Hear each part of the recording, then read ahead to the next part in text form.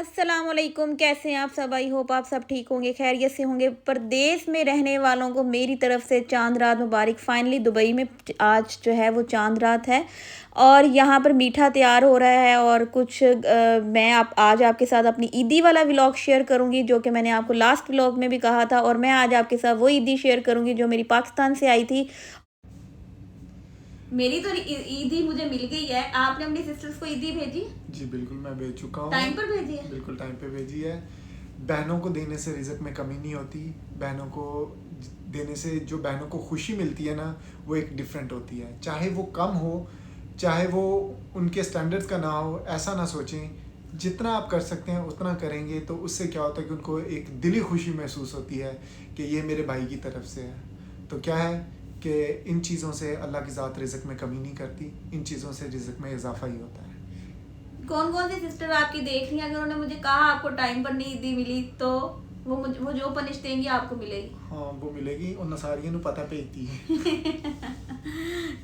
अच्छा, शादी से पहले आज तक ऐसा हुआ है कि जिसको भी ईदी दी है ना, वो हमेशा मैंने दी है। और पहले मुझे मामू देते थे, भाई देते थे, या कभी चाचू मुझे ईदी देते थे। लेकिन शादी से बाद मैं पहली दफ़ा बाहर आई हूँ और यहाँ पर मुझे ये फ़ील होता था कि हालांकि आपके पास जितनी मर्ज़ी आपके पास हर तरह की चीज़ें हों, लेकिन एक विश रहती है कि अच्छा वो भाई से ईदी लेनी है, बहन से ईदी लेनी है, माँ की ईदी आई है। और परदेश में ईद मुझे नहीं पता कि कैसी होती है, और ये मेरी ज़िंदगी का फ़र्स्ट एक्सपीरियंस है कि मैं फ़र्स्ट टाइम ऐसे ईद बनाने यहाँ पर बैठी हूँ। और मुझे आज इतना अच्छा लगा कि आज मुझे एक मेरे भाई हैं, मेरे कज़न हैं, तो जब वो लेके आए, हालांकि मैंने ये मीठा खाना भी नहीं था और क्योंकि मुझे पसंद नहीं है मीठा, लेकिन जब वो लेके आए तो मुझे मेरी आंखों में आंसू भी थे और मुझे अपने वालिद की भी याद आई, अपने भाई की भी याद आई और अपने पाकिस्तान की भी याद आई कि चाहे कुछ भी हो, थोड़ा सा हो, लेकिन भाइयों की ईद का अपना ही मज़ा है। वो जब मेरे लिए ये लेके आए तो मुझे ऐसा लगा जैसे मेरे घर से ईद आई है। और मुझे इतना अच्छा लगा कि आपके पास लाखों रुपए भी हों, आपके आपके हस्बैंड माशाल्लाह अल्हम्दुलिल्लाह जितना मर्ज़ी देने वाले हों, लेकिन भाइयों के ईद का बहनों को हमेशा ही इंतज़ार रहता है। तो थैंक यू रफ़ाकत भाई, आप मेरे लिए ईद लेके आए।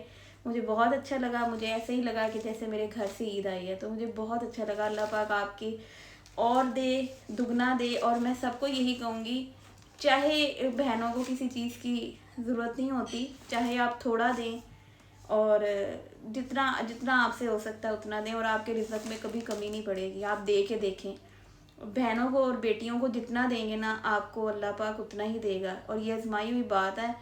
और मुझे आज बहुत अच्छा लगा। और इस तरह मैं इस टाइम जितने भी भाई मुझे देख रहे हैं, तो मैं उनको ये मैसेज देना चाहती हूँ कि आपको आपके पैसों का किसी को कोई भी लालच नहीं होता, लेकिन बहनों और बेटियों को आपका इंतज़ार होता है। इसलिए अपनी बहनों को चाहे थोड़ी ही देर के लिए जाएं और कुछ भी लेके जाएं, लेकिन इस इवेंट पर आपकी बहनों को आपका इंतज़ार रहता है। तो जो जो भाई मुझे इस टाइम देख रहे हैं, वो जाएं और अपनी बहनों को ईद लाजमी दे के आएँ, और आपके रिज़्क में कभी कमी नहीं पड़ेगी। और जो मेरे भाई ने मुझे ईद दी है, मुझे इंतहाई खुशी हुई। अल्लाह पाक उनको इतना दे और उनके पास कभी किसी चीज़ की कमी ना रहे। और सब देखने वाले मुझे अपनी दुआओं में हमेशा याद रखें। मैं अपने अब्बू को हमेशा देखा करती थी। मेरे अब्बू अपनी सारी पुप्पों को अपने वालिद की जगह पर ईद दिया करते थे, भेजा करते थे, और अपनी बहनों को और बेटियों को बहुत दिया करते थे। और वो ये कहते थे कि बेटियों और बहनों को देने से कभी कमी नहीं पड़ती। और मुझे अपने वालिद बहुत याद आते हैं इस तरह की छोटी छोटी चीज़ों पर, छोटी छोटी खुशियों में। और इसी तरह जो है ना, अल्लाह पाक, मैं तो ये कहती हूँ कि ये पेरेंट्स से ही ये चीज़ें होती हैं। अल्लाह पाक उनको सलामत रखे, जिन जिन के पेरेंट्स सलामत हैं उनको अल्लाह पाक लंबी ज़िंदगी दे, और जिनके चले गए हैं अल्लाह पाक उनको जन्नत फिरदौस में जगह दे। आपके शोहर आपके साथ जितने मर्ज़ी अच्छे हैं और आपको जितना मर्ज़ी देते हैं, और आपके घर में जितनी मर्ज़ी खुशियाँ हों, ये छोटी छोटी सी चीज़ें होती हैं जो आपको हमेशा याद रहती हैं। इसी तरह मेरी वालदा ने मेरे लिए ईदी भेजी है, जो कि मुझे बहुत अच्छा लगा। और ये पाकिस्तान से मेरे लिए ईदी आई है, और इसमें मेरे लिए कुछ चूड़ियाँ हैं और कुछ कपड़े हैं, और ये मेरी शादी के बाद पहली ईद है, तो मुझे ये बहुत अच्छी लगी है।